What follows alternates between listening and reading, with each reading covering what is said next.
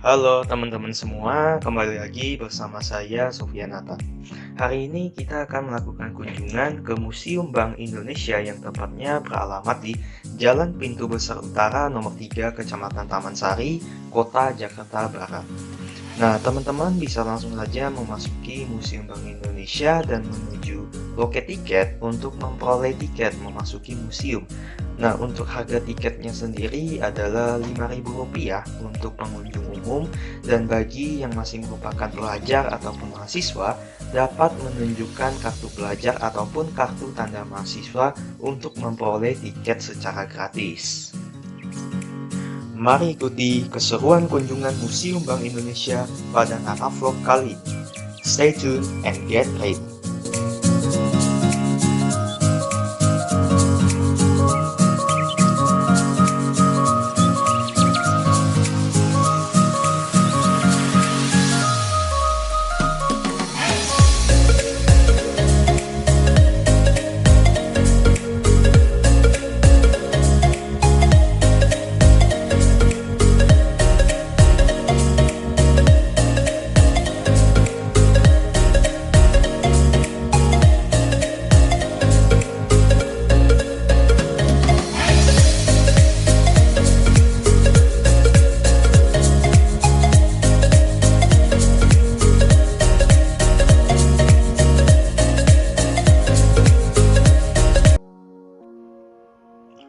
Baik teman-teman, berikut kita memasuki ruangan sejarah Indonesia, yaitu terkait dengan penjajahan beserta barang peninggalannya terdahulu. Nah, hal yang ditekankan pada barang-barang ini, yaitu yang pertama ada ulasan mengenai bumbu dapur senilai emas yang berada di wilayah Nusantara.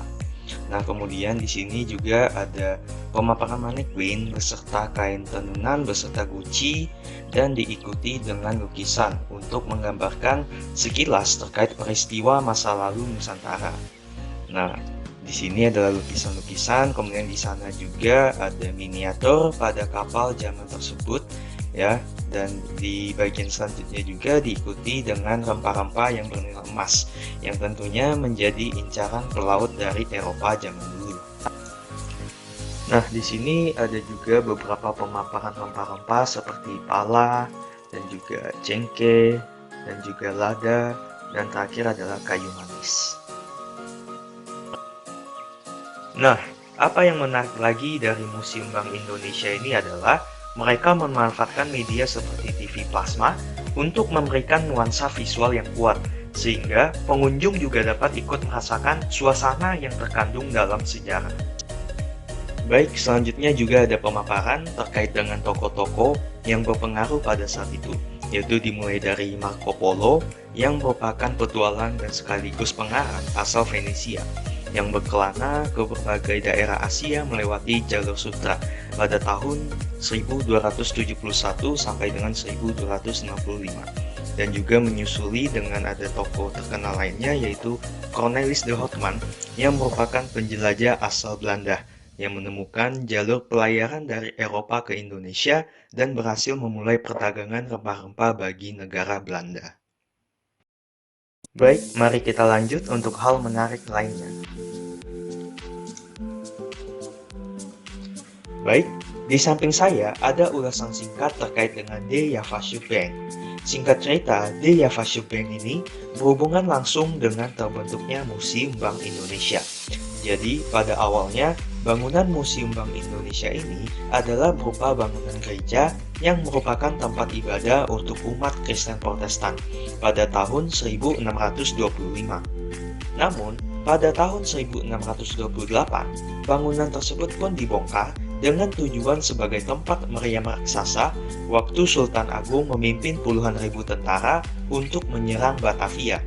Seiring berjalannya waktu, bangunan tersebut pun beralih fungsi menjadi rumah sakit, dan setelah rumah sakit tersebut dialokasikan ke lokasi lain, bangunan ini pun dijual kepada firma dagang, dan selanjutnya bangunan tersebut diubah menjadi De Javasche Bank, yang kemudian dinasionalisasikan menjadi Bank Sentral Indonesia pada tahun 1853. Gedung tersebut kemudian hanya beroperasi hingga tahun 1962 karena Bank Indonesia dipindahkan ke Tamrin, Jakarta Pusat. Hingga pada tahun 2006, peresmian Museum Bank Indonesia juga dilakukan. Di sini ada terkait pentingnya potensi ekonomi domestik terhadap tingkat kesejahteraan masyarakat.